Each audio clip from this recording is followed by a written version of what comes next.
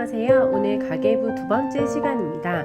오늘은 연 특별 지출을 관리하는 노하우에 대해서 설명드리도록 하겠습니다.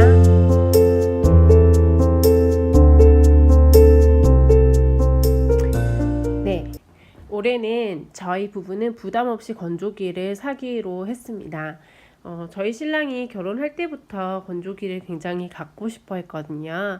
근데 이 건조기를 어떻게 부담 없이 살 수 있게 되었는지에 대해서 설명해 드리려고 합니다. 매달 좀 들어가는 큰 돈들이 있잖아요. 저희 신랑과 저의 대화를 보면 저희 신랑이 저번 달에 적자네? 저번 달엔 자동차 보험 드는 달이라서 큰 돈이 들어갔어. 그럼 이번 달은 왜 적자야? 이번 달엔 자동차세 납부 기간이거든. 한 번에 내면 할인도 되고 그러다 보니까 또 적자네? 이렇게 매달 큰 돈이 들어가면 계속 적자 인생을 살게 돼요. 그래서 이걸 해결할 수 있는 방법에 대해서 이야기하도록 하겠습니다. 자, 그래서 오늘의 가장 큰 주제는 연 특별 지출 관리입니다. 이것만 해결이 돼도 가계부를 쓰는 걸 좀 덜 힘들어 하실 수 있을 것 같아요. 그럼 시작합니다.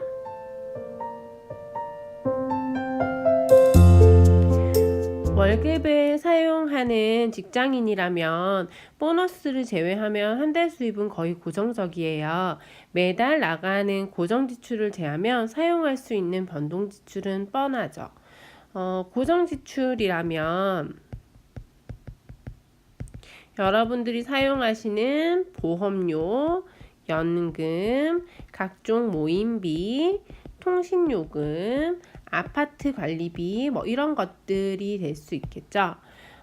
그럼 남은 돈은 변동지출인데요. 변동지출은 대체로 가계의 적자들이 여기에서 발생하는 경우가 많죠.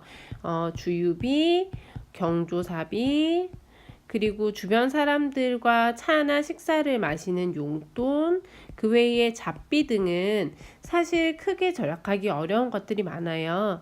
그렇다 보니까 변동지출에서도 식비, 그리고 물품 구입비를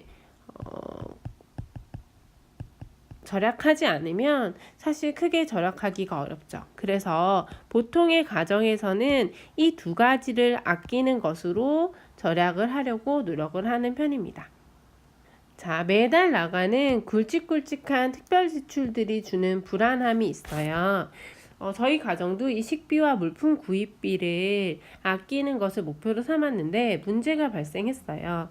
이번 달에 조금 아꼈다 싶으면 특별 지출이 발생했거든요. 특별 지출로는 자동차세, 그리고 자동차 보험, 그리고 재산세, 어버이날, 결혼기념일,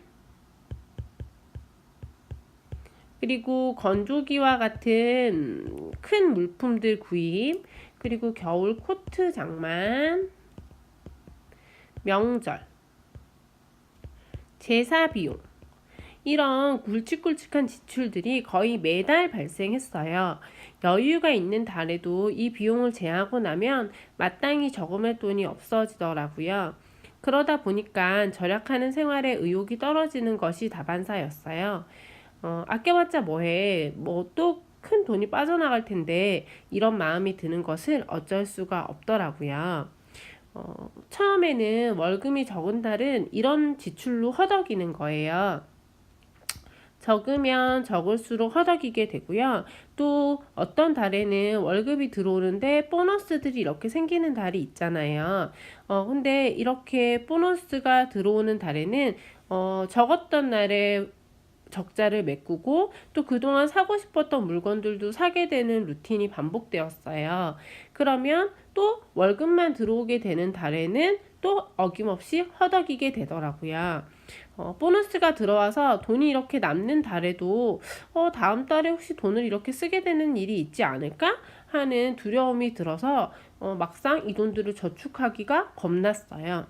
별 생각 없이 남은 돈을 대출 상환을 해놓고 나니까 그 다음 달에 다시 적자를 맛보게 되는 일을 경험했기 때문이죠. 비슷한 이유로 많은 부부들이 이를 위해서 예비비라고 하는 비상금 통장을 마련해 둔다고 해서 저희도 이렇게 해보았어요. 하지만 비상 상황은 수시로 발생하더라고요. 어디까지가 비상이고 어디서부터가 아닌지를 파악하기 어려웠어요.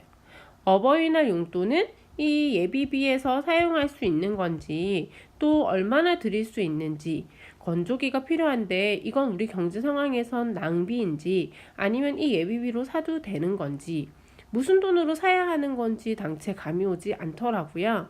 어디까지가 필요한 거고 어디서부터가 낭비인지,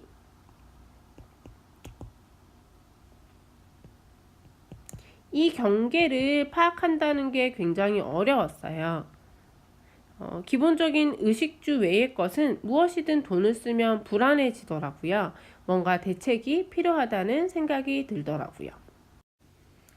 그 다음 회의에는 연초에 이런 비용들을 특별지출이라는 이름을 붙였어요.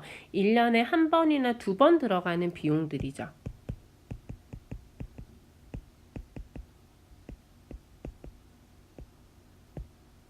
제가 발생 가능한 연 특별 지출의 예시들을 좀 보여드릴게요. 네, 제가 좀 적어봤는데요.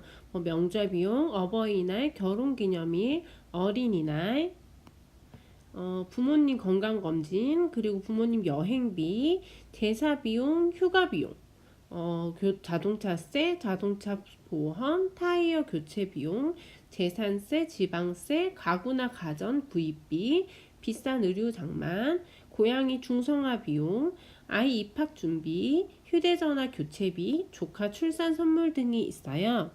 1년에 쓰일 연 특별 지출은 가정마다 다를 테니까 이걸 모두 생각해서 기록하시고요. 자동차에도 마모 상태에 따라서 올해엔 꼭 타이어 교체가 필요한 때가 있고 오일 교환 비용도 마찬가지예요. 미션 오일 같은 경우에는 매년 교체하지는 않지만 교체 시에 비용이 많이 들고, 만약 타이어가 펑크 났다거나 갑자기 사고가 났다면 그건 비상금 통장, 아까 얘기했던 예비비로 해결하시면 돼요. 하지만 미리 예측할 수 있다면 이런 비용들은 최대한 예측해서 적었어요. 명절이나 어버이날, 부모님 생신에 드릴 용돈도 미리 산정을 해놓고요. 휴가 여행 비용도 비용을 미리 정해두니 여행 갈 곳이 그 안에서 결정이 되었어요. 가전제품이나 비싼 의류도 올해 꼭 장만해야 할 것들은 미리 정해두었어요. 남편과 식탁에 앉아서 머리를 맞대고 특별 지출로 쓰일 것이 더 없는지 고민해서 떠올렸는데 더 이상 없다 싶다가도 하나씩 떠오르는데 끝이 없더라고요. 금액이 적더라도 1년에 한두 번 발생하고 5만 원이 넘는 예측 가능한 특별 지출은 모두 적어보려고 노력했어요. 이 과정을 거치면 생각보다 1년에 특별 지출로 지출되는 항목이 많다는 걸 깨달으실 수 있어요. 그러니까 매달 적자 같은 느낌과 돈이 새어나가는 불안함을 느낄 수밖에 없는 거죠. 오히려 미리 특별 지출이 정해지면 그 안에서 쓰는 비용은 불편한 감정 없이 사용하실 수 있어요. 건조기는 올해 꼭 사기로 한 거니까 정해둔 예산 안에서 구입하시면 되고요. 휴가로 가는 해외여행도 마찬가지예요. 써야 할 항목을 쓰면서 계속 낭비하는 건 아닌가 하는 부담감을 갖지 않을 방법을 강구하셔야 합니다. 그리고 연 특별 지출에서 여러분들이 꼭 주의하셔야 할 점이 있어요. 이건 별표를 쳐야 돼요. 연 특별 지출로 정하지 않은 지출에 대해서는 단호한 모습을 보이셔야 해요. 올해는 건조기를 사기로 결정했다면 무선 청소기나 오븐이 사고 싶으셔도 그건 참거나 혹은 특별 수입이 있는 경우에만 구입할 수 있다고 생각하셔야 해요. 건조기는 마음 편안하게 예산 안에서 구입하되 다른 지출은 막는 겁니다. 예쁜 코트를 발견했다고 하더라도 올해는 남편 코트만 사기로 결정했다면 내 코트는 내년의 특별 지출로 미루는 절제를 보이셔야 해요. 자, 마지막으로 할 얘기는 CMA 통장에 보관하자입니다. 연 특별 지출 마련은 보너스 수입에서 따로 장만해 보관했어요. 매년 초에 설 보너스들이 들어오기 때문에 보너스가 들어오면 따로 CMA 통장에 연 특별 지출을 모았어요. 예를 들어 연 특별 지출이 500만 원이라면 남편과 저의 설 보너스를 모으고 그 다음 보너스도 모아서 CMA 통장에 따로 보관했어요. 글씨가 너무 엉망이네요. 죄송해요. 연 특별 지출이 발생하면 이 통장에서 꺼냈습니다. CMA 통장이라 적지만 이자가 나와요. 연 특별 지출이 장만되고 나면 절약되는 돈은 부담 없이 대출을 상환하거나 저금하실 수 있어요.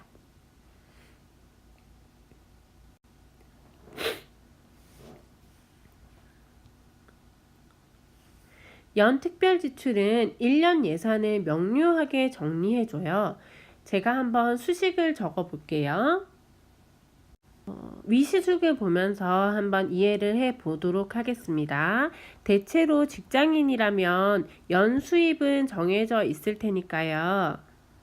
거기에서 연 특별 지출을 제하고 나면 12달 동안 쓸 나머지 금액이 남는 겁니다. 거기에서도 이 고정 지출을 제하면 매달 변동 지출로 사용할 가능액이 명료하게 나오는 거죠. 그 결론은 이 변동 지출을 절약하면 절약할수록 대출을 더 상환하거나 저금을 더 할 수 있다는 이야기가 되는 겁니다. 예를 들어서 연으로 4천만 원을 버는 가정이 있다고 합시다. 이 가정에서 특별 지출로 400만 원을 쓴다면 나머지 3,600만 원이 남죠. 이 돈이 12등분 하면 300만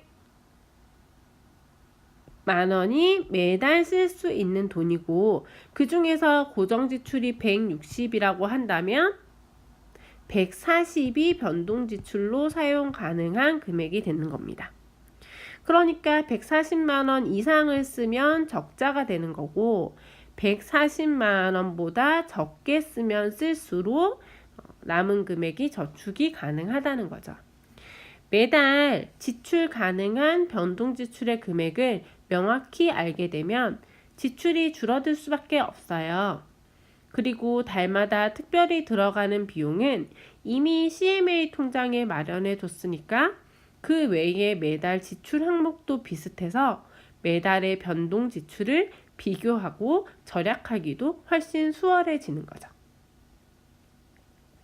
지금까지 설명한 것은 우리 부부의 절약의 가장 첫 단계였어요. 물론 가정마다 이 특별 지출을 사용하시는 방법이 다양하겠지만 저희 부부는 여러 해의 실패를 통해서 이 방법을 찾아냈어요. 혹시 비슷한 문제로 고민을 가진 부부가 있다면 도움이 되셨으면 좋겠네요. 꾸준히 가계부를 쓰고 수정해 오는 작업을 하다 보니 주변 친구들이 조언을 부탁할 때가 많았어요. 그럴 때면 늘 이 특별 지출을 따로 관리하라고 알려주는데 연 특별 지출이라고 하니까 꼭 1월에 시작해야 한다라는 부담을 가지는 사람들이 많았어요. 꼭 1월에 시작하지 않으셔도 됩니다. 만약에 올 5월에 시작하셨다면 올 5월부터 12월까지의 특별 지출의 예산을 짜셔도 좋고 그리고 올 5월부터 내년 4월까지의 예산을 짜셔도 됩니다. 제시된 내용을 바탕으로 상황에 따라서 자신만의 가계부를 완성해 나가고 끊임없이 수정해 나가는 일이 가장 중요하다고 생각합니다. 오늘은 여기까지 진행하도록 하겠습니다. 다음 시간에는 식비를 줄이는 방법에 대해서 안내해 드리도록 하겠습니다. 감사합니다.